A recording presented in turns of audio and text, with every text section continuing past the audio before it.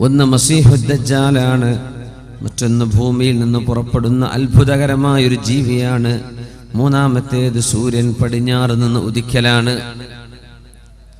ഈ മൂന്ന് വിഷയങ്ങൾ സംഭവിച്ചു കഴിഞ്ഞാൽ അതുവരെ വിശ്വസിക്കാത്ത ഒരാൾക്ക് ഈമാൻ ഉപകരിക്കുകയില്ലെന്ന് പരിശുദ്ധ റസൂലുള്ളാഹി സ്വല്ലല്ലാഹു അലൈഹി വസല്ലം. നമ്മൾ ഇന്നലെ ചർച്ച ചെയ്ത വിഷയം നബി സല്ലല്ലാഹു അലൈഹി വസല്ലമ തങ്ങൾ പറയുകയും അത് നമ്മൾ കാണുകയും ചെയ്ത വിഷയങ്ങളാണ്. നമ്മുടെ കണ്ണുകൊണ്ട് കാണാൻ കഴിഞ്ഞത്, നമുക്ക് ബോധ്യപ്പെട്ടത്. നബി സല്ലല്ലാഹു അലൈഹി വസല്ലമ തങ്ങൾ പറയുകയും തങ്ങളുടെയും സ്വഹാബത്തിന്റെയും കാലത്ത് പുലരുകയും ചെയ്ത സംഭവങ്ങളുണ്ട്. ഇന്ന് പുലർന്നുകൊണ്ടിരിക്കുന്നവയുണ്ട്, ഇനി പുലരാൻ പോകുന്നവയുണ്ട്. ഖുർആനിൽ ചില വിഷയങ്ങൾ അങ്ങനെയാണ്. നമുക്കിന്ന് ബോധ്യപ്പെട്ടവയുണ്ട്, ഇനി ബോധ്യപ്പെടാനിരിക്കുന്നവയുണ്ട്. നമ്മുടെ ഇന്നലത്തെ പരിപാടി വീക്ഷിച്ച നമ്മുടെ ഹിന്ദു സുഹൃത്തുക്കളൊക്കെ പറഞ്ഞു അവർക്ക് ഖുർആനെ കുറിച്ചും അതിൻ്റെ ചില അത്ഭുതങ്ങളൊക്കെ കേൾക്കാൻ താല്പര്യമുണ്ട്. മാഷാ അല്ലാഹ്, ഭയങ്കര ഒരു സന്തോഷകരമായൊരു കാര്യമാണത്. പക്ഷെ നമ്മുടെ വിഷയം അന്ത്യനാളിൻ്റെ അടയാളങ്ങളുമായി ബന്ധപ്പെടുത്തി ആയതുകൊണ്ടാണ് അത്തരം വിഷയങ്ങൾ നമ്മൾ ചർച്ച ചെയ്യാതെ പോയത്. പക്ഷെ അവർക്ക് വേണ്ടിയെങ്കിലും കുറച്ച് കാര്യങ്ങൾ പറയണമെന്ന് എനിക്ക് തോന്നുകയാണ്. അതൊരു നല്ല താല്പര്യം, എനിക്ക് ഏറ്റവും ഇഷ്ടം അതാണ്. നമ്മൾ ദഅവത്ത് ചെയ്യുന്നു, നമ്മുടെ സുഹൃത്തുക്കളായ ഹൈന്ദവ സുഹൃത്തുക്കൾ, സഹോദരിമാർ അവരുടെ വീട്ടിലിരുന്നിട്ടോ ഇവിടെ വന്നിട്ടോ അവർ കേൾക്കാനുള്ള സൗകര്യം നമ്മൾ ഒരുക്കി കൊടുക്കണം. അതൊരു ദഅവത്താണ്. കാരണം ചില ഹൃദയങ്ങളിലേക്ക് അല്ലാഹു തആല സന്മാർഗങ്ങൾ തുറന്നു കൊടുത്താൽ അവർക്ക് ഹിദായത്ത് ലഭിച്ചേക്കും. അല്ലാഹു തആല അവർക്ക് ഹിദായത്ത് കൊടുക്കുമാറാകട്ടെ. അതുകൊണ്ടാണ് അള്ളാഹുവിന്റെ കലാം കേൾക്കണമെന്നവർ ഇഷ്ടപ്പെടുന്നത്. അള്ളാഹുവിന്റെ വചനം, സൃഷ്ടാവിന്റെ വാക്കുകൾ ഒന്നറിയണം എന്നവർ ആഗ്രഹം പറയുന്നത്. എപ്പോഴും നമ്മൾ ദഅവത്ത് ചെയ്യുന്നവർ ശ്രദ്ധിക്കണം, നമ്മൾ മുസ്ലിമീങ്ങളായ ആളുകൾക്ക് മാത്രമേ പറഞ്ഞു കൊടുക്കാറുള്ളൂ. നമ്മൾ തമ്മിലെ വാഴ് പറയുന്നത്. ഈ പള്ളിയുടെ മുറ്റത്താണ് വാഴ് നടക്കുന്നത്. എന്തായാലും മിനിമം പള്ളിക്ക് വരുന്നവരെല്ലാം ഇങ്ങോട്ടെത്തൂ. പക്ഷേ പള്ളിയുമായി അകന്ന് ജീവിക്കുന്ന വലിയൊരു സമൂഹം മുസ്ലിമീങ്ങൾ തന്നെയുണ്ട്. അവർക്കൊക്കെ എത്തിപ്പെടാൻ പറ്റുന്ന മേഖലകൾ ഉണ്ടെങ്കിൽ അവിടെ വെച്ചിട്ട് അമുസ്ലിമീങ്ങളായ ആളുകളെ ക്ഷണിച്ചുകൊണ്ട് അവർക്ക് വീട്ടിൽ പോയി അവരെ ക്ഷണിക്കുക. നമ്മുടെ അതിഥികളായി നിങ്ങളൊന്ന് വരീൻ, ഒന്ന് കേൾക്കണം എന്ന് പറഞ്ഞിട്ട് അങ്ങനെ അവരെ ഇരുത്തിയിട്ട് അവർക്ക് കൂടെ മനസ്സിലാകുന്ന വിഷയങ്ങൾ ചർച്ച ചെയ്താൽ വലിയ കൂലി കിട്ടും. പരിശുദ്ധമായ ഖുർആൻ ഒരുപാട് വിഷയങ്ങളിൽ നുബുആത്ത്, പ്രൊഫസീസ്, പ്രവചനങ്ങൾ നടത്തിയിട്ടുണ്ട്. നടക്കാൻ പോകുന്നത്, സംഭവിക്കാൻ പോകുമെന്ന് പറഞ്ഞു, സംഭവിച്ചു കഴിഞ്ഞത്. വലിയ വലിയ ശാസ്ത്രീയമായ കണ്ടുപിടുത്തങ്ങൾ വിശുദ്ധ ഖുർആനിന്റെ സംഭാവനകളാണ്. ആദ്യകാലത്തെ സയന്റിസ്റ്റുകൾക്ക് ഇൻസ്പിറേഷൻ കിട്ടിയത് അള്ളാഹുവിന്റെ ഖുർആനിൽ നിന്നാണല്ലോ. ഇന്ന് നമ്മൾ ചർച്ച ചെയ്യാൻ പോകുന്ന വിഷയങ്ങൾ ഖുർആൻ തന്നെ ചർച്ച ചെയ്തവയാണ്, സംഭവിക്കാൻ പോകുന്നവയാണ്. സംഭവിച്ചു കഴിഞ്ഞത് മനസ്സിലാകുമ്പോഴാണ് ഇനി സംഭവിക്കാനുള്ളതിനെ സംബന്ധിച്ച് നമുക്ക് ആകാംക്ഷ തോന്നുക, അല്ലെങ്കിൽ പഠിക്കാൻ താല്പര്യം തോന്നുക. പ്രസിദ്ധമായ ഖുർആൻ വർഷങ്ങൾക്ക് മുമ്പ് നടന്നൊരു കഥ പറഞ്ഞിട്ടുണ്ട്. സയ്യിദുനാ മൂസ നബി അലൈഹിസ്സലാമിന്റെ കാലത്താണത്. ഫറോവ ചക്രവർത്തി സയ്യിദുനാ മൂസ നബി അലൈഹിസ്സലാമിനോട് ശത്രുതയിൽ ജീവിച്ച ഫറോവ ചക്രവർത്തി ഫിർഔൻ, റംസീസ് രണ്ടാമൻ എന്നാണ് അയാളുടെ പേര്. ഫിർഔനുമാർ ഒരുപാടുണ്ട്. ഫിർഔൻ എന്നതൊരു സ്ഥാനപ്പേരാണ്. ഒരുപാട് ഫിർഔനുണ്ട്. മൂസാ നബിയുടെ കാലത്തെ ഫിർഔന്റെ പേര് റംസീസ് രണ്ടാമൻ എന്നാണ്. വിശ്വസിച്ചിരുന്നില്ല, അള്ളാഹുവിൽ വിശ്വസിച്ചില്ല. ചെങ്കടൽ പിളർന്ന മഹാത്ഭുതം നടന്നു. ബൈബിൾ പുസ്തകം അതിനെ വിളിക്കുന്ന പേരാണ് എക്സോഡസ്.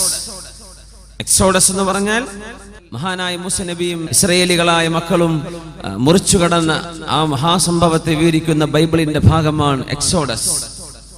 ഫറോവയും സൈന്യവും സമുദ്രത്തിന്റെ മധ്യത്തിലെത്തിയപ്പോൾ അള്ളാഹു എന്ത് പറഞ്ഞു? കൂടിച്ചേരാൻ വേണ്ടി പറഞ്ഞു വെള്ളത്തോട്. അങ്ങനെ മുങ്ങി മരിച്ചുപോയ ആളാണ് ഫറോവ ചക്രവർത്തി റംസീസ് രണ്ടാമൻ. അള്ളാഹു എന്താ പറഞ്ഞത്?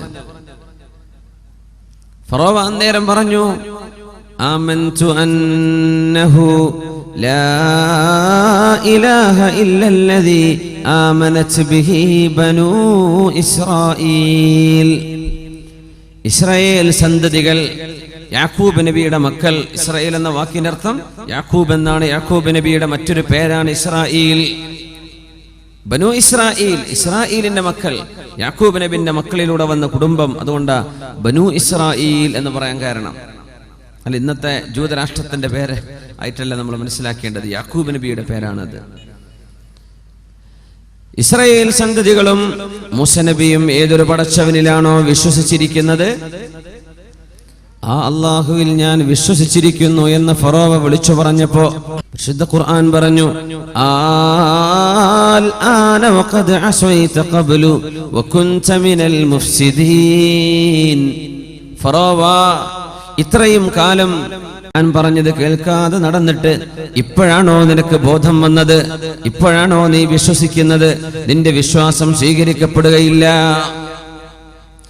اليوم ننجيك ببدنك لتكون لمن خلفك آية.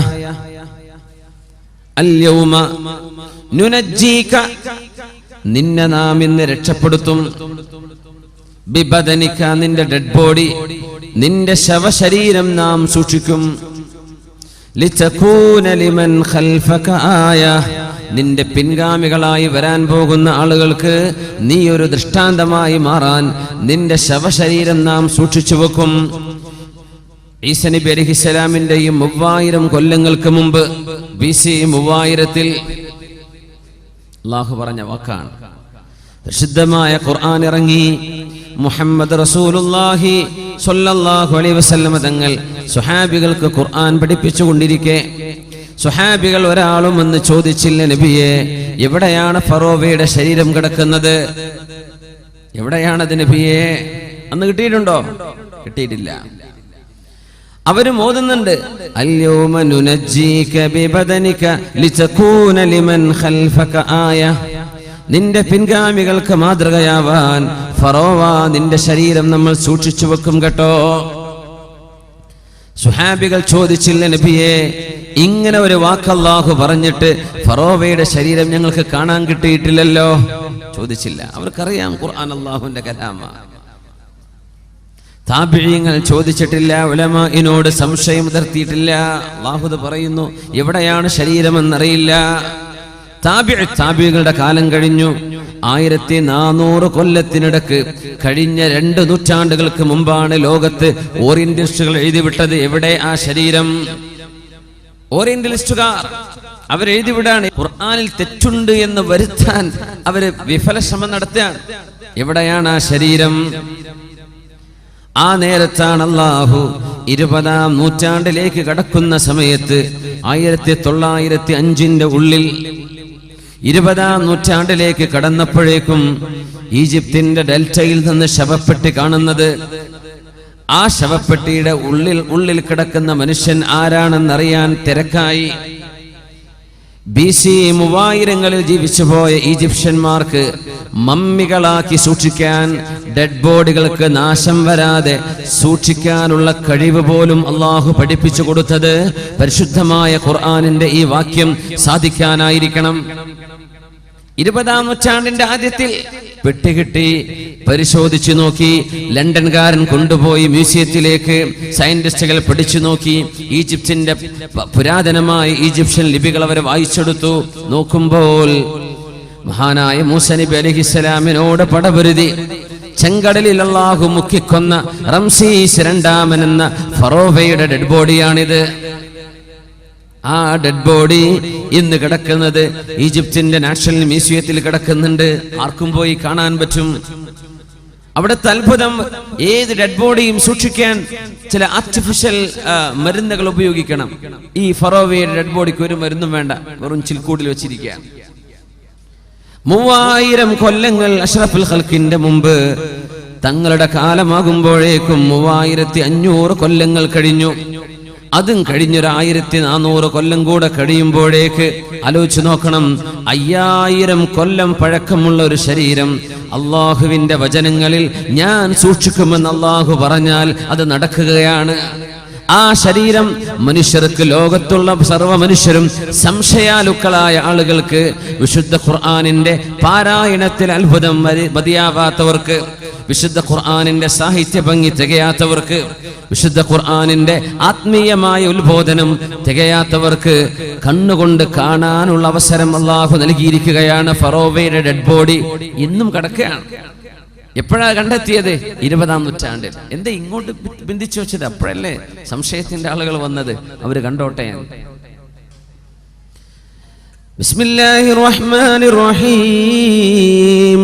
ഗുലിബത്തിർ റൂം ഫീ അദ്നൽ അർളി വഹും മിൻ ബഅദി ഗലബിഹിം സയഗ്ലിബൂൻ ഫീ ബിദ്ഇ സിനീൻ. ഗുലിബത്തിർ റൂം, ക്രിസ്ത്യാനികളായ റോമക്കാർക്ക് പരാജയം സംഭവിച്ചു. ഫീ അദ്നൽ അർളി, ഭൂമിയിലെ ഏറ്റവും താഴ്ചയുള്ള പ്രദേശത്ത്. അദ്നൽ അർള്, the lowest point on earth. ഞാൻ മക്കളോട് ചോദിക്കട്ടെ, ലോകത്ത് ഏറ്റവും സമുദ്രത്തിന്റെ സീ ലെവലിൽ നിന്ന് ഏറ്റവും താഴെ കിടക്കുന്ന മണ്ണ് എവിടെയാണ്? ഭൂമിയിലെ ഏറ്റവും ലോവസ്റ്റ് പോയിന്റ് എവിടെയാണ്? ഫലസ്തീനിന്റെ അടുത്താണ്. വിശുദ്ധ ഖുർആൻ ഉപയോഗിച്ചു ഫീ അദ്നൽ അർളി, അള്ളാന്റെ ഭൂമിയിലെ ഏറ്റവും താഴ്ന്ന പ്രദേശം. ദന യദ്നു, അദ്ന എന്ന് പറഞ്ഞാൽ the lowest, അത് സൂപ്പർലേറ്റീവ് പ്രയോഗമാണ്. Lowest point on earth. അള്ളാന്റെ ഭൂമിയിലെ ഏറ്റവും താഴ്ചയുള്ള പ്രദേശം ചാവുകടലിന്റെ, ഡെഡ് സീയുടെ, ഇന്നത്തെ ജോർഡാനിന്റെ, പഴയ ഫലസ്തീനിന്റെ ഭാഗങ്ങളായ പഴയ സിറിയയുടെ ഭാഗം, ഇന്നത്തെ ജോർഡാനിൽ കിടക്കുന്ന ചാവുകടൽ. ഏറ്റവും കൂടെ ഉപ്പുള്ള പ്രദേശം ഉണ്ടല്ലോ, ആ ചാവുകടലിന്റെ കരപ്രദേശങ്ങളാണ്, അതിന്റെ കോസ്റ്റുകളാണ് ലോകത്ത് ഏറ്റവും വലിയ, ഏറ്റവും താഴ്ന്ന പ്രദേശം. സമുദ്രനിരപ്പിൽ നിന്ന് ഏറ്റവും താഴ്ന്ന പ്രദേശം ചാവുകടലാണ്. എവിടെ നിന്ന് കിട്ടി? റൂം. അന്ന് ക്രിസ്ത്യാനികളും പേർഷ്യക്കാരും തമ്മിൽ യുദ്ധം നടന്നപ്പോൾ, ക്രിസ്ത്യാനികൾ മതവിശ്വാസികളാണ്, പേർഷ്യക്കാർ തീ ആരാധകരാണ്. ആ തീ ആരാധകരായ വിശ്വാസികൾ ക്രിസ്ത്യാനികളെ പരാജയപ്പെടുത്തിയപ്പോൾ മക്കക്കാരായ ആളുകൾ പറഞ്ഞു, കണ്ടില്ലേ വേദം നൽകപ്പെട്ട വിഭാഗത്തിന്റെ പരാജയം. അപ്പോ നിങ്ങൾ ഖുർആനിന്റെ ആളുകൾക്കും പരാജയം വരും. വിശുദ്ധ ഖുർആൻ അതിന് മറുപടി പറഞ്ഞു. സൂറത്തുർ റൂം. ഗുലിബത്തിർ റൂം ഫീ അദ്നൽ അർളി വഹും മിൻ ബഅദി ഗലബിഹിം സയഗ്ലിബൂൻ.